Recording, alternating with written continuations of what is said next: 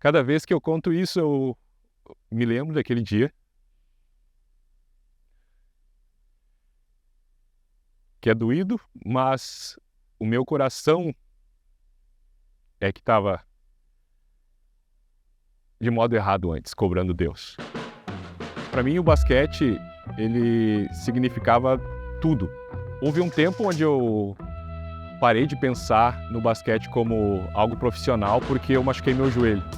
Mas ainda era o meu esporte preferido, né? Então eu praticava ele sempre, né? Só que não para ser um profissional, mas tinha um ministério de basquete que chamava Paripense, né? Então a gente jogava um período, a gente parava, tomava uma água e por 5 minutos um pastor ou um missionário, ele pregava o evangelho. Mas eu olhava aquilo que estavam falando para mim, aquela mensagem, como algo bom sim, mas não para mim. Quando eu falo 4 anos, foi aí que aconteceu o acidente, né? Então eu tive que ir até uma unidade de atendimento médico para conseguir voltar o pé pro lugar. E aí então eu fiquei 1 ano parado sem poder nem trabalhar e nem jogar basquetebol, que era o que eu queria fazer. Mas nesse tempo eu tive um tempo para refletir em todos aqueles 4 anos que o evangelho foi pregado para mim. Todas aquelas mensagens passaram na minha mente e aí a gente recebeu uma visita do pastor Randall.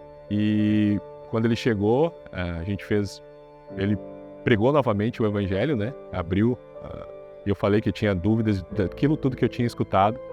A gente tirou as dúvidas e eu perguntei para minha esposa, então, e agora? A gente tem que responder a isso, que tu acha? E nós dois aceitamos juntos, né?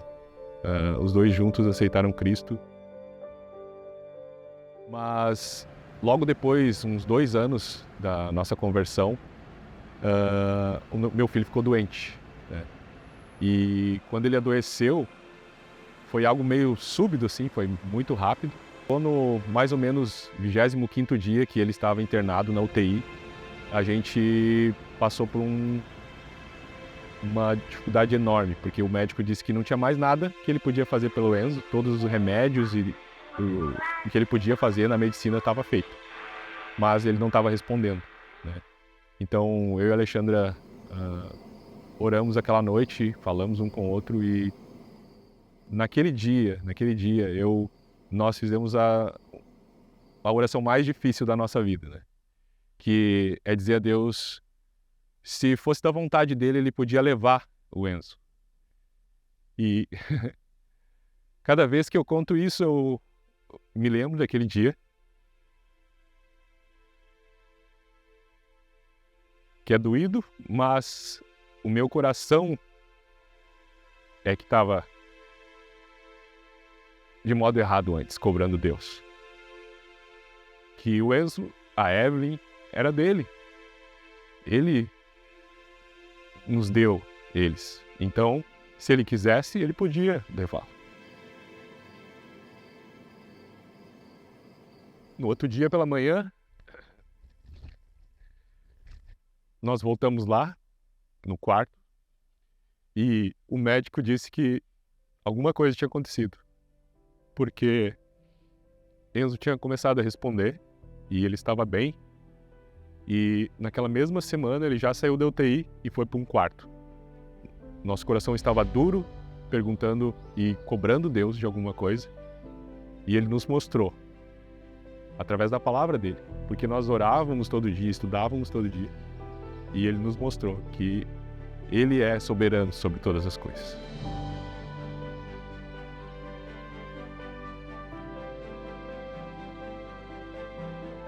Entendemos então que Deus nos chamou para trabalhar em ministério de tempo integral. Por isso hoje nós estamos aqui. O Sítio da Esperança é um lugar onde nós inicialmente pensamos em servir as igrejas locais, servindo como um acampamento, né? Para retiros, casamentos, esportes. Hoje nós temos toda a administração do sítio, tanto de locações mas temos mais um propósito para esse lugar. Não é somente servir a igreja, mas plantar uma igreja aqui, né? Que é um dos alvos agora, que nós temos feito estudos bíblicos, isso que Deus tem nos direcionado, né? Isso tem nos impulsionado a estar aqui na Lomba Grande, Novo Hamburgo, usando também esse espaço do Sítio da Esperança.